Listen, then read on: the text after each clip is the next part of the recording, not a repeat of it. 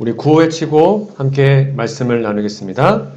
영월교회, 영월교회, 영월교회, 네, 깨어라, 기도하라, 일하라. 이 귀한 표어가 우리 마음속에 잘 새겨지기를 간절히 바랍니다. 오늘은 출애굽기 15장 26절에 있는 말씀을 본문으로 해서 하나님 나의 하늘 아버지라는 제목으로 주의 말씀을 증거하도록 하겠습니다. 출애굽기 15장 26절 짧은 말씀이어 제가 한 번 더 읽어드리겠습니다. 가라사대 너희가 너희 하나님 나 여호와의 말을 청종하고 나의 보기에 의를 행하며 내 계명에 귀를 기울이며 내 모든 규례를 지키면 내가 애굽 사람에게 내린 모든 질병이 하나도 너희에게 내리지 아니하리니 나는 너희를 치료하는 여호와임이니라. 요즘에 좀 저희 교회에 좀 몸이 불편한 분들이 많이 계신 것 같아서 이 말씀을 준비하였습니다. 제가 전에 있던 교회는 좀 저희 부목사 사택이 좀 특이한 구조였습니다. 원래 집이 2개였는데요. 집이 2개인데 중간을 이제 벽을 터가지고 만든 사택이었습니다. 그래서 이제 한쪽 다른 사택은 이제 제 목회실로 썼고 그 중간은 화장실로 연결되어 있고 거기 이제 연결 통로를 지나가면 거실이 있었습니다. 어느 날 저희 아이 중에 한 명이 이름은 말하지 않겠습니다. 한 명이 밤에 좀 쉬를 쌌습니다. 근데 쉬를 싸가지고 이제 당연히 이제 엄마가 화가 났겠죠. 그리고 뭐라 하고 그 다음에 이 아이를 찾는데 이 아이가 없어요. 어디 갔지 했더니 제 목회실을 제 방을 딱 들어가면 문을 이렇게 열지 않습니까? 그럼 그 문 뒤 사이에 이렇게 쭈그리고 앉아가지고 있는 거예요. 밤에 불 다 껴놓고. 그래서 쉬를 두고 혼나도 엄마 아빠한테 오면 저희가 다 씻기고 다 할 텐데 그러고 앉아있는 모습을 보니까 얼마나 마음이 짠하던지 혼날까봐 쭈그리고 앉아있는 아이의 모습을 보면서 혹시 이러한 모습들이 우리의 모습은 아닌지 좀 생각을 해보았습니다. 여러분들에게 있어서 하나님은 어떤 분이십니까? 하늘 아버지. 하늘 아버지는 우리들에게, 우리 각자 개인에게 정말 어떤 분으로 느껴지시고 어떤 분으로 이해하고 계십니까? 힘들면 기대고 싶고 아프면 가고 싶은 분이신지 아니면 내 죄 때문에 두렵고 때로는 무섭고 좀 피하고 싶고 그런 분으로 느껴지시는지요? 생각보다 많은 사람들이 하나님에 대하여 오해합니다. 그래서 많이 힘들어합니다. 영감의 글과 성경은 우리 하늘 아버지를 이렇게 설명하고 있습니다. 정로의 계단 94페이지인데요. 우리의 하늘 아버지께서는 그의 풍성한 축복을 우리에게 부으시려고 기다리신다. 왜 기다리실까요? 우리가 안 오니까요. 우리가 가면 바로 복을 주시는데 생각보다 많은 사람들 하나님께 안 간다는 것입니다. 계속 기다리셔요.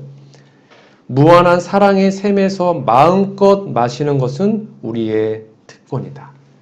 그 사랑이 뭐냐면 하나님의 사랑은 곧 생명이고 우리의 치유의 근본이지 않습니까?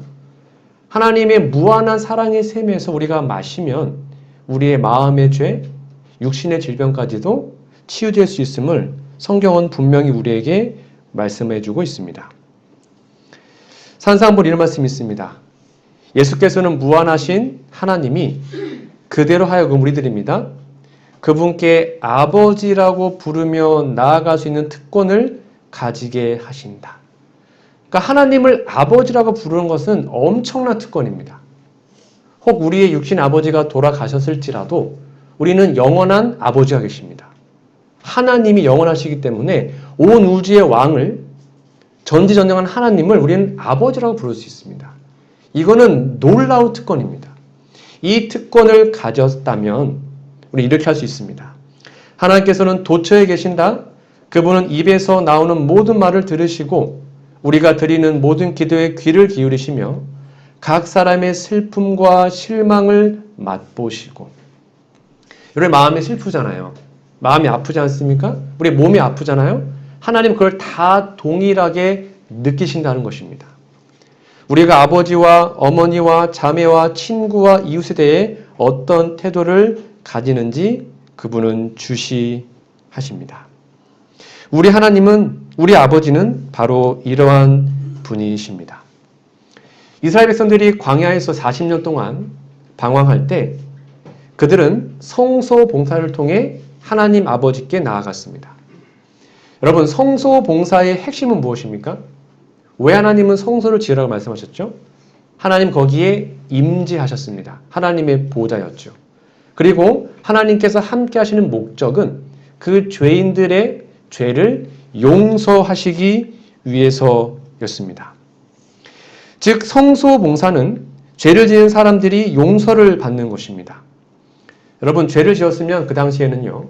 본인들이 양을 한 마리 데리고 갑니다. 이 사람은 제사장이 아닙니다.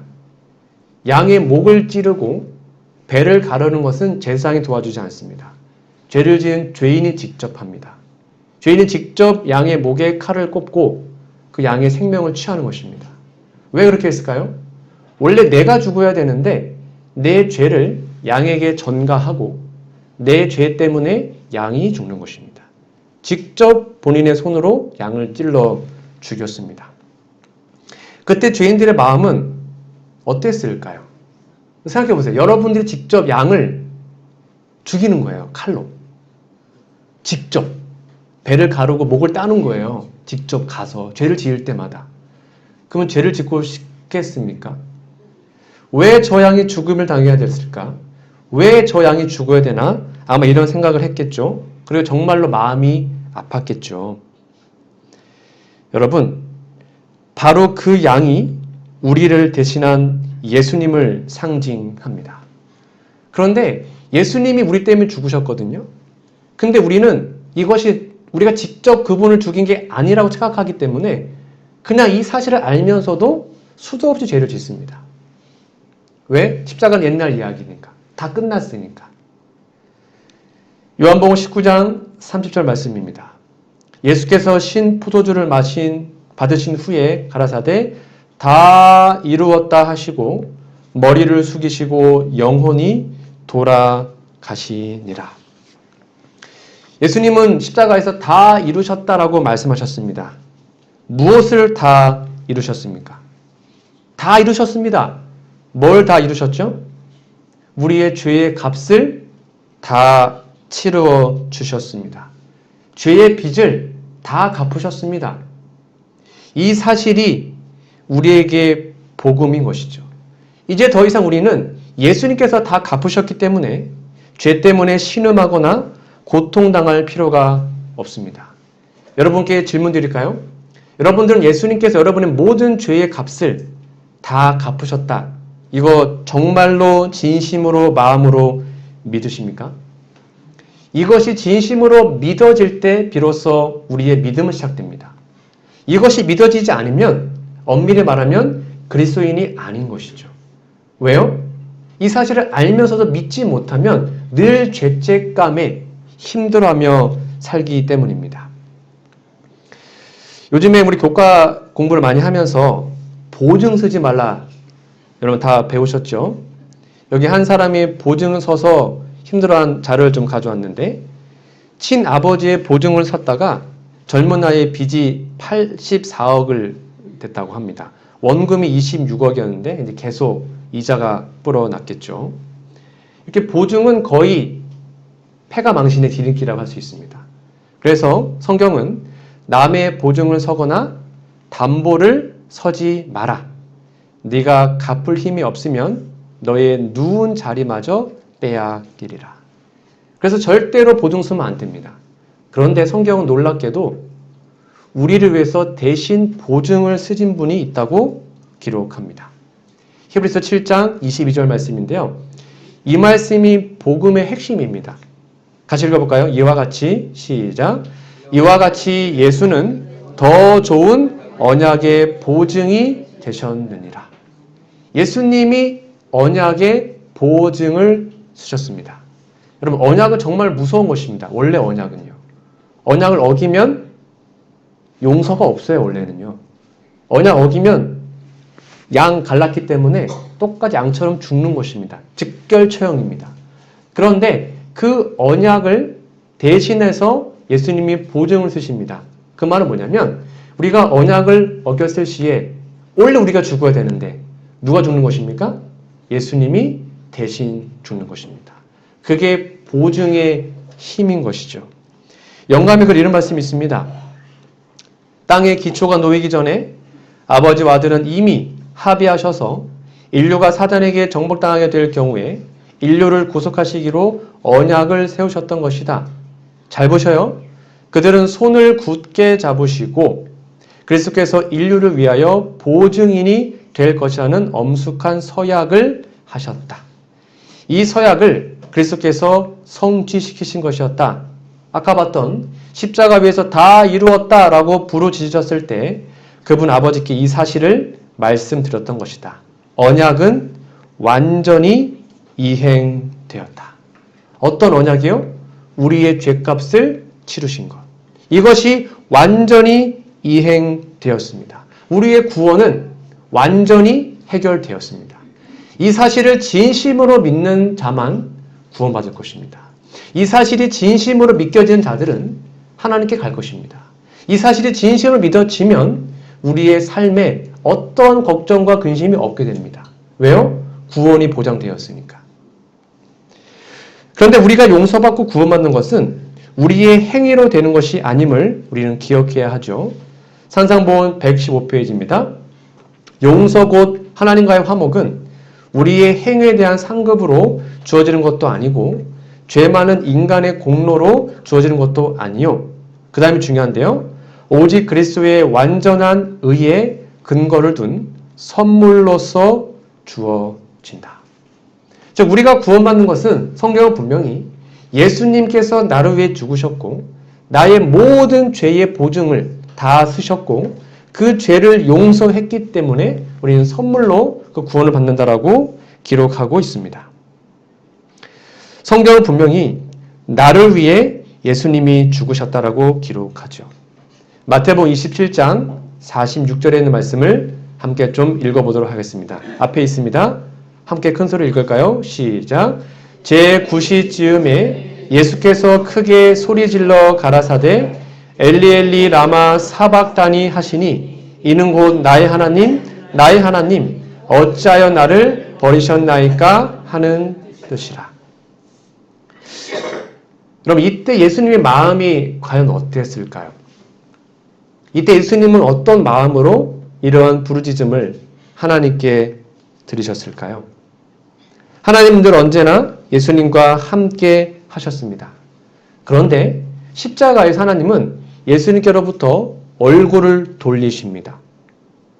그래서 예수님은 말할 수 없는 고통을 당하셨습니다.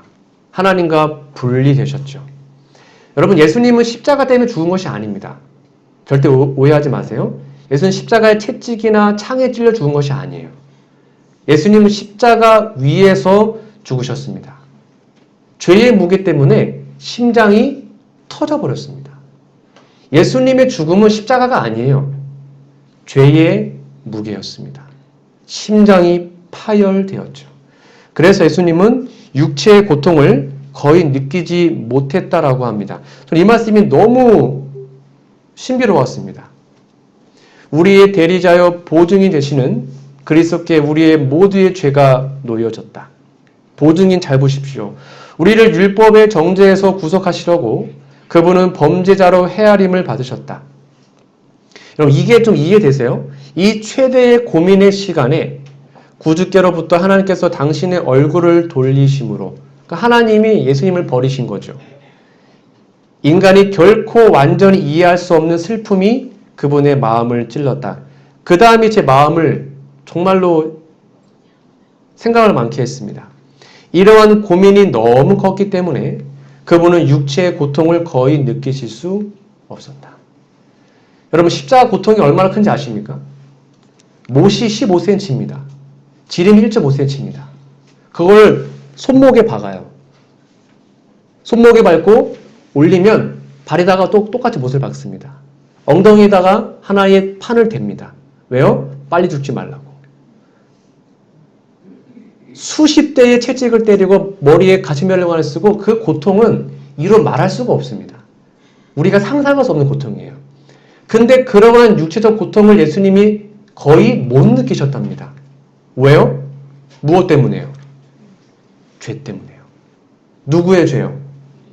나의 죄 때문에요. 우리의 죄 때문에 예수님이 육체적 고통을 못 느낄 만큼 그 죄의 무게가 커서 심장이 파열됐어요. 이어서 볼까요? 십자가상에서 그리스도의 생명이 그렇게 신속히 끊어진 것은 잘 보셔야 합니다. 육체적 고난 때문이 아니었어요. 십자가 때문에 죽으신 거 아니에요. 그것은 짓누르는 세상 죄악의 무게와 하늘 아버지의 진노 때문이었다. 바로 우리가 예수님을 죽인 것입니다.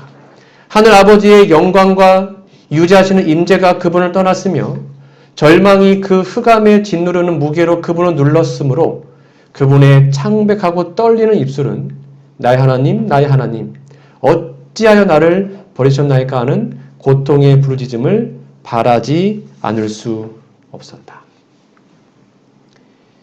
이런 사실을 봤을 때 여러분들에게 하나님은 어떤 분이십니까? 정말 사랑이 많으신 하나님? 자꾸 찾아가고 싶고 자꾸 만나고 싶은 하나님이십니까? 아니면 우리의 죄를 벌하기 위해서 조사하시는 뭔가 재판장 같은 그러한 무서운 분이십니까? 많은 사람들이 사단에게 속습니다. 사단에게 속으면 하나님을 무서운 분으로 오해합니다. 하나님을 엄한 분으로 생각합니다. 그래서 마음의 죄책감으로 살아갑니다. 그렇게 마음의 스트레스와 죄책감이 있으면 마음의 병이 생깁니다. 마음이 우울합니다. 그러면 육체의 병도 생기는 것입니다.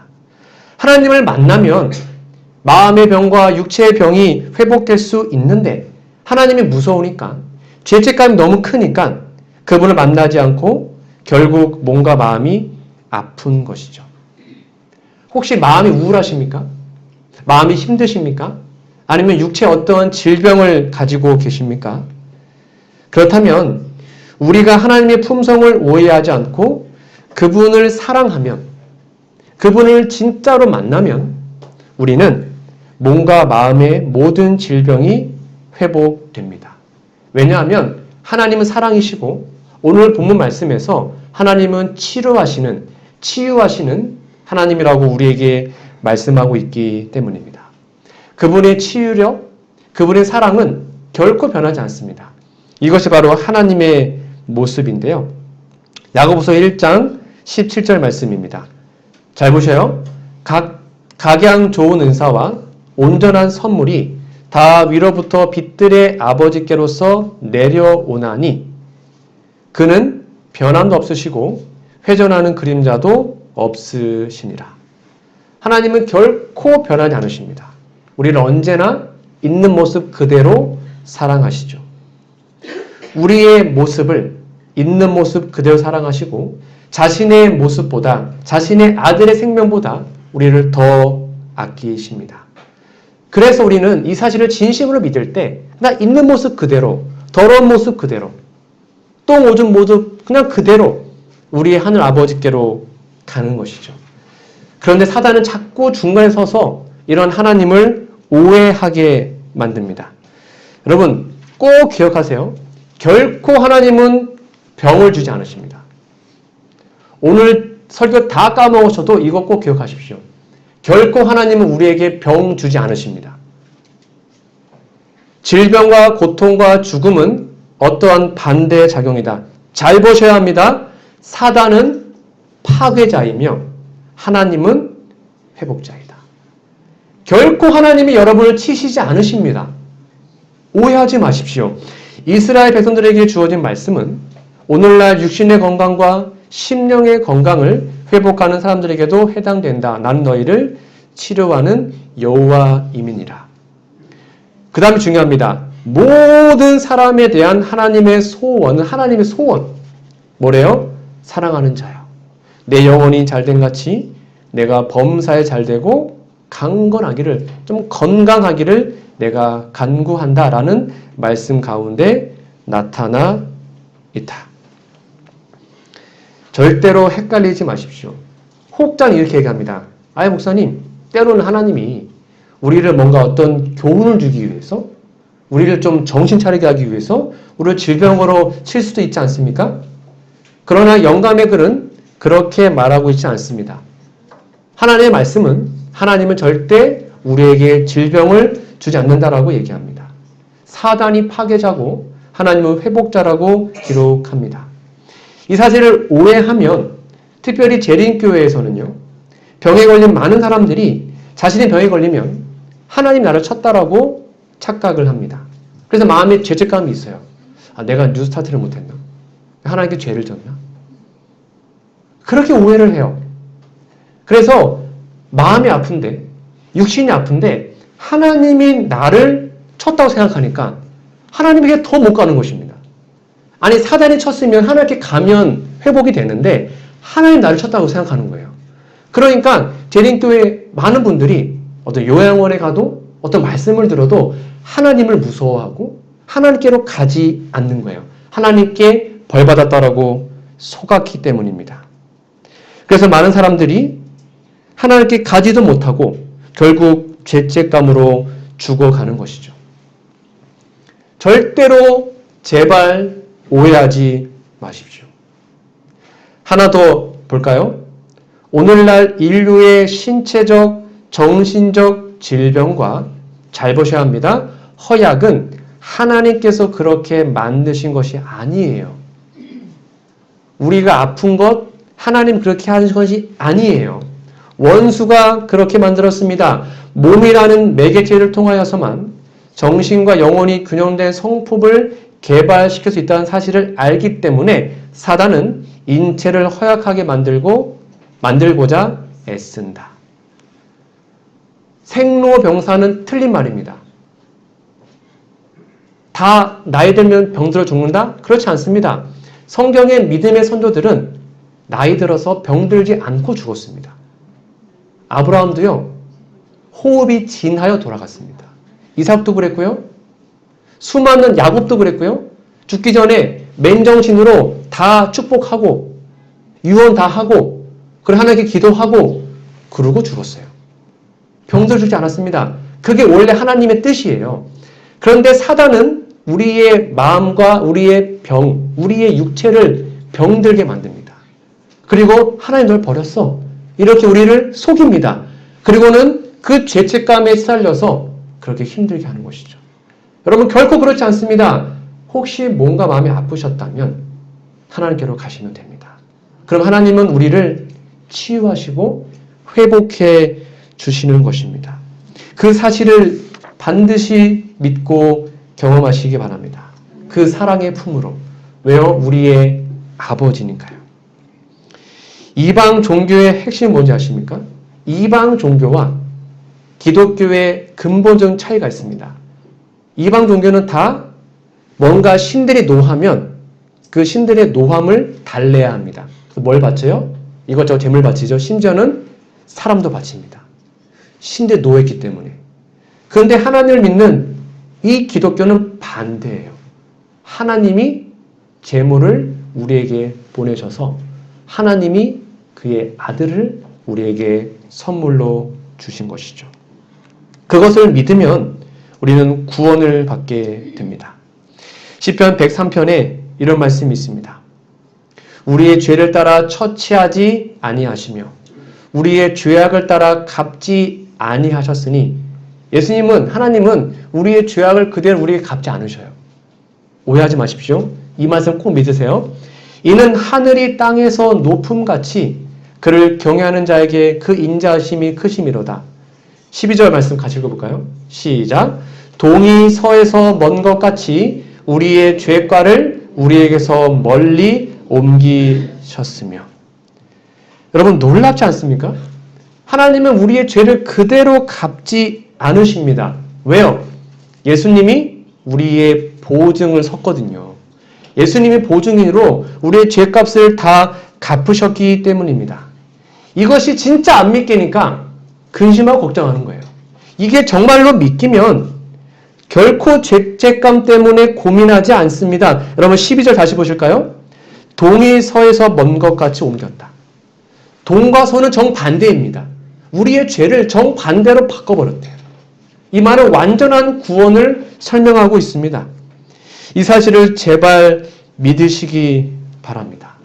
우리의 모든 죄가 해결되었습니다. 그런데도 이런 설교를 수도 없이 들었는데도 자꾸 걱정이 들어요. 진짜 그런가? 정말 나 오늘 죽어도 구원이 있나? 그거 다 사단에게 속은 것입니다. 스가랴 3장 1절 2절 말씀입니다. 대제사장 여호수아는 여호와의 사자 앞에 섰고 사단은 그의 우편에 서서 그를 대적하는 것을 여호와께서 내게 보이시니라. 지금 이게 하나님의 법정에 일어난 일이거든요. 지금 사단은 계속 우리를 고소합니다. 그때 하나님 이렇게 말씀하시죠. 여호와께서 사단에게 이르시되 사단아 여호와가 너를 책망하노라. 하나님은 우리를 책망하지 않으셔요. 사단의 고소가 틀리지 않았습니다. 사단 우리의 죄를 들춥니다. 그거 다 맞는 죄예요. 우리가 다 지은 죄거든요. 근데 하나님이 우리의 죄를 들춰내셔가지고 우리를 책망하지 않으셔요. 누굴 책망합니까? 사단을 책망합니다. 사단아 여호와가 너를 책망하노라. 예루살렘을 택한 여호와가 너를 책망하노라. 이는 불에서 꺼낸 그슬린 나무가 아니냐 하실 때에. 왜 하나님은 사단을 책망하십니까? 사단이 우리의 마음속에 생각을 집어넣어서 우리가 죄짓도록 유혹했다는 사실을 하나님은 아시기 때문입니다. 그럼 사단은 우리 마음에 생각을 집어넣습니다. 그 다음 우리를 죄짓게 합니다. 그리고는 야 네가 그러다 목사냐? 내가 그러고도 장로냐? 내가 그러고도 집사야? 아이고 나 같으면 창피해서 하나님께 안 간다. 이렇게 우리를 유혹해요. 그 다음에 죄책감을 갖게 하고 서서 우리를 죽이는 것입니다. 한 예를 들어볼까요? 요한복음 13장 2절입니다. 성경은 분명히 얘기합니다. 마귀가 벌써 시몬의 아들 가롯 유다의 마음에 예수를 팔려는 생각을 넣었다. 여러분 사단 생각 집어넣을 수 있습니까? 없습니까? 있어요. 여러분 어떠한 죄를 짓고자 하는 마음이 생기잖아요? 그거는 사단이 준 생각이에요. 사단이 여러분 생각을 준다니까요? 이러한 죄를 지어. 이렇게 해. 라고 생각을 집어넣어요. 그러면 그 생각이 사단에게 왔네 하고 하나님께 간절히 기도하고 그 생각을 떨쳐내면 우리는 그 죄를 이길 수 있단 말이에요. 하나님의 능력으로. 근데 이걸 속아가지고 그냥 짓는 거예요. 거기에서 끝나지 않은 사단은요. 그 다음 어떻게 합니까? 야, 네가 예수 팔았잖아. 너 때문에 죽었어. 이렇게 죄책감을 줘요. 그러자 가룟 유다가 어떻게 합니까? 유다가 은을 성소에 던져놓고 물러가서 스스로 목매어 죽은지라. 그 죄책감 때문에 유다는 자살합니다. 혹 우리가 유다처럼 진짜 목매어 죽지는 않을지라도 혹시 서서히 여러분의 마음에 육신에 어떠한 죄를 어떠한 병을 얻기 위해서 여러분 서서 여러분의 자신을 죽이고 있지는 않으십니까? 죄책감, 마음의 죄의 짐은 우리를 파멸시킵니다. 마음이 아프면, 마음에 죄가 있으면 우리의 육신의 병도 생기게 되어 있습니다. 그러니까 사단이 주는 죄책감, 그 스트레스 때문에 여러분 절대로 속지 마시고 뻔뻔하게 하나님께로 가셔야 합니다. 여러분 유다의 죄가 큽니까? 아니면 베드로가 더 큽니까? 죄가요. 베드로가 훨씬 큽니다. 유다는 예수님을 정말 팔려고 파는 게 아니었어요. 이렇게 하면 예수님이 짠 하고 그걸 다 물리신 다음에 나올 줄 알았거든요. 근데 베드로는요 3번이나 예수님을 욕하고 저주합니다. 알면서 반복한 것입니다. 죄의 경중은 베드로가 훨씬 큽니다. 근데 베드로는요 염치불구하고 하나님께로 갔어요. 그래서 살았어요. 유다는요 염치가 없어서 안 갔어요. 그래서 망했어요. 여러분 우리의 아버지는 우리는 부모님께 내 있는 모습 그대로 갈 수 있지 않습니까? 홀딱 벗고도 창피하지 않잖아요. 우리 아빠한테. 우리가 하늘 아버지를 그렇게 여긴다면 결코 사단의 유혹에 속임수에 속지 않을 것입니다. 여러분 더러우십니까? 몸이 아프십니까? 마음이 힘드십니까? 똑같은 일을 계속 짓고 있어요? 상관없어요. 그냥 그대로 하나님께 가시면 돼요. 그러면 하늘 아버지께서 우리를 용서하시고 우리를 회복시켜 주시는 것입니다. 이걸 믿는 게 복음이에요. 이걸 안 믿기 때문에 수많은 사람들이 힘들어하고 있는 것이죠. 스가랴 3장 4절 보실까요?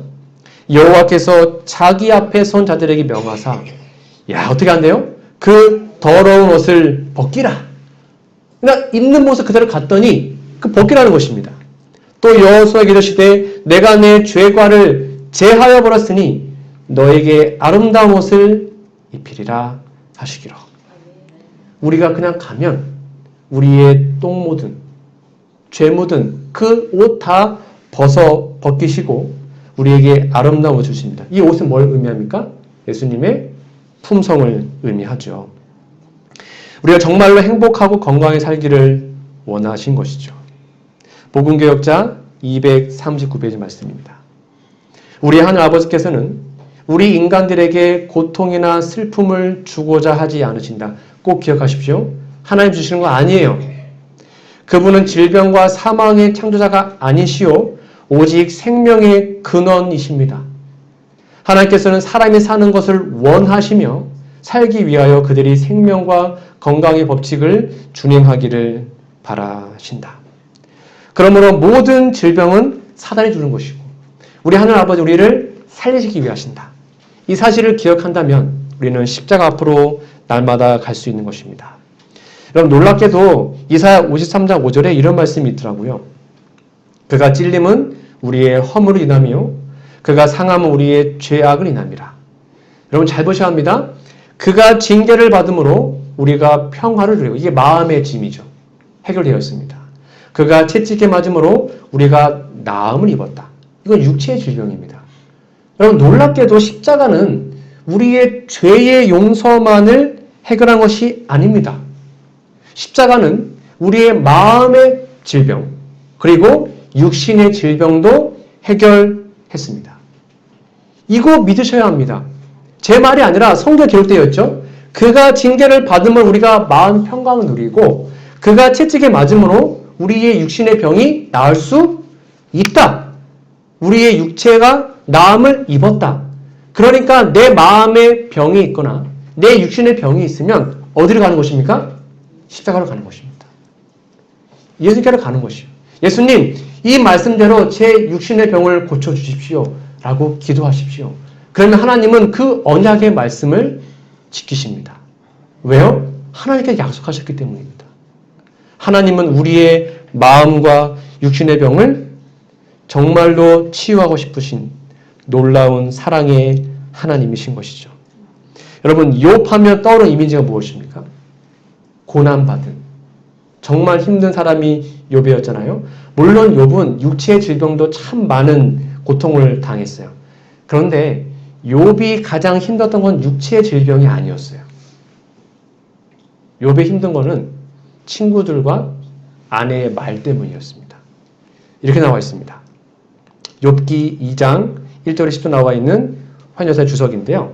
고통이나 재난은 하나님께서 싫어하신 표가 아니다. 죄와 죄의 모든 결과의 장본인인 사단은 사람들로 하여금 질병과 죽음은 죄 때문에 당하는 독단적인 형벌로서 하나님에게서 온 것으로 생각하게 하였다. 이게 사단의 속임수예요. 내가 질병을 얻거나 또 누군가가 죽으면 그거 하나님이 벌받은 거야. 이렇게 사단이 오해한다는 것입니다. 그래서 큰 고통 혹은 큰 재난에 빠진 자들은 큰 죄인으로 간주되는 짐을 더 얹어줬다. 아니 가뜩이나 몸도 아픈데 죄책감을 더 얹는 것입니다. 사단은. 너가 죄져서 그런 거야. 이 죄 짐이 너무 큰 거예요.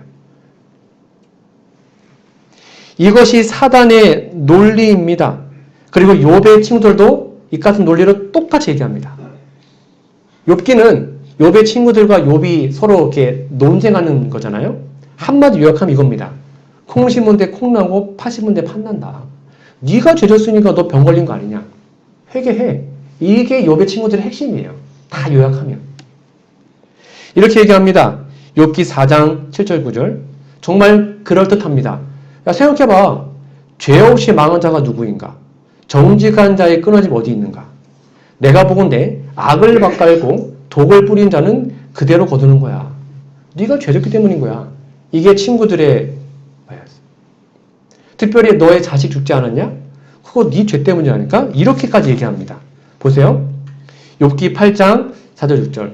네 자녀들이 죽게 득죄하였으므로 주께서 그들을 그 죄에서 붙인 거 아니냐. 이거 다 인과응보다. 여러분 가뜩이나 지금 몸도 아프고 힘든데 친구들이 와가지고 한나를 말이 위로가 아니었어요. 뭐야? 너 때문이야. 또 죄졌잖아. 벌 받는 거라니까? 이렇게 욥의 친구들이 끊임없이 얘기합니다. 여러분 얼마나 욥의 마음이 아팠을까요? 여러분 보시기에 욥의 친구들의 말이 맞는 말 같으십니까? 사단은 99%의 진리에 1%의 오류를 섞는 데 전문가입니다. 사단의 말이 다 틀린 게 아니에요. 사단의 말도 맞는 게 있어요. 거기에 오류를 섞어요. 조금만 섞어도 돼요. 심지어 욥의 아내는 뭐라고 그럽니까? 야, 너무하지 않습니까? 이 배우자가 당신이 그래도 자기의 순전을 굳게 지키는요? 하나님 욕하고 죽어라! 힘든데 나가 죽어! 이렇게 얘기하는 것입니다. 욥은 과연 어디로 가야 할까요? 재산 다 잃어버렸습니다. 아내도 이렇게 얘기합니다. 친구도 이렇게 얘기합니다. 자녀도 다 죽었습니다. 갈 데가 없어요. 동서남북이 다 막혔습니다. 그때 욥은 바로 하늘을 바라봅니다. 이렇게 얘기하죠. 욥의 믿음이 너무 멋있습니다. 같이 읽어볼까요? 시작. 나의 가는 길을 오직 그가 아시나니 그가 나를 단련하신 후에는 내가 정금같이 나으리라. 아멘. 욥은 사방 막혔기 때문에 하나님밖에 볼 뿐이 없었습니다. 하늘 바라봅니다. 하나님, 저 어떻게 하면 좋겠습니까? 하늘을 바라봐요. 그때 하나님께 모든 걸 맡깁니다. 그 욥의 믿음이 바로 우리에도 있기를 간절히 소망합니다. 혹시 우리들은 이러한 실수하지 않습니까? 누군가가 암이 걸렸다. 누군가가 몸이 아프다더라. 누군가가 사회 망했다. 누군가의 자녀가 죽었다 하면 기어코 찾아가가지고 죄져서 이런 거야. 집사님 정신 차려야 돼. 하나님은 집사님 치신 거라니까. 이제라도 정신 차리고 회개해야 돼. 혹시 그런 말 하고 다니지는 않으셨습니까? 그런 얘기 하지 마십시오. 힘들어요. 그러면 내가 당신을 위해서 기도합니다. 하나님께 가시면 회복될 수 있어요. 이런 소망의 말을 우리가 해야 하지 않겠습니까? 시대소망 471페이지입니다. 우리의 질고를 지고 우리의 슬픔을 당하신 그 분은 유대인에 의해서 그는 징벌을 받아서 하나님에게서 맞으며 고난당하는 것으로 간주되었다. 그리고 그들은 예수를 외면했다. 하나님께서는 이런 잘못된 생각을 예방하시기 위해 계획된 한 교훈을 일찍이 주셨었다. 욥의 역사는 고통은 사단에 의해서 가해진 것이며 자합의 목적을 위해 하나님에 의해 역이용되었음을 보여주었다. 요즘에 우리 교회에 참 아프신 분들이 많이 있어서 마음에 짐이 있습니다. 여러분 그들을 위해서 새벽마다 기도하고 계신 것 제가 잘 알고 있습니다. 다시 한번 기도해 주시고 그들에게 소망의 말, 희망의 말, 하나님의 사랑과 치유에 대한 복된 소식을 그들에게 전해주시고 격려해 주시면 좋겠습니다. 이것이 바로 우리가 믿는 하나님의 모습인 것입니다. 하나님은 사랑이십니다. 그리고 그 하나님은 우리를 치유할 수 있습니다. 그래서 영생은 곧 유일하신 참 하나님과 그의 보내신 자 예수 그리스도를 아는 것이라고 말합니다. 여기에서 안다는 것은 그분을 직접적으로 경험적으로 만나는 것입니다. 여러분의 아픈 몸, 아픈 마음 그대로 하나님께로 나아가셔서 그분의 어루만짐으로 그분의 안아주심으로 그분의 사랑의 터치로 우리의 모든 문제가 해결되기를 간절히 소망합니다.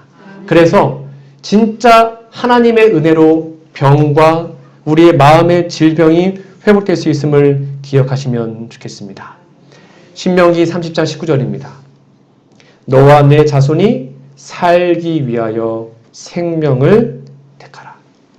사단의 유혹, 사단의 속임수 다 물리치시고 생명을 택하셔서 하나님께로 나아가시는 우리 모두가 되기를 간절히 바랍니다. 오늘 말씀의 결론 맺도록 하겠습니다. 저는 오늘 하나님 나의 하늘아버지라는 제목으로 말씀드렸습니다.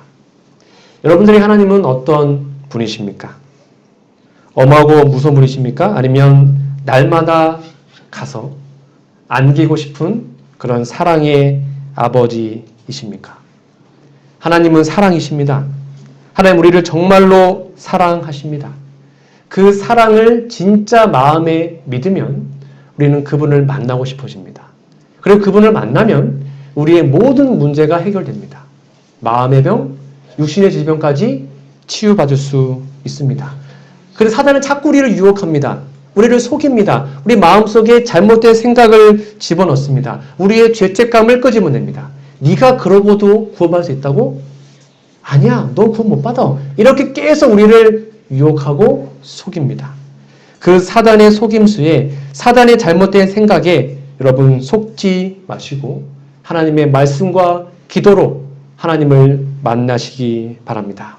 오늘부터라도 여러분의 모든 짐을 다 내려놓으시고 여러분의 육신의 질병까지, 마음의 모든 죄까지 그분 앞에 내려놓으셔서 진정한 평강과 육신의 회복과 그리고 건강과 행복한 삶이 우리 모두의 삶이 되기를 간절히 바라며 오늘 말씀을 마치도록 하겠습니다.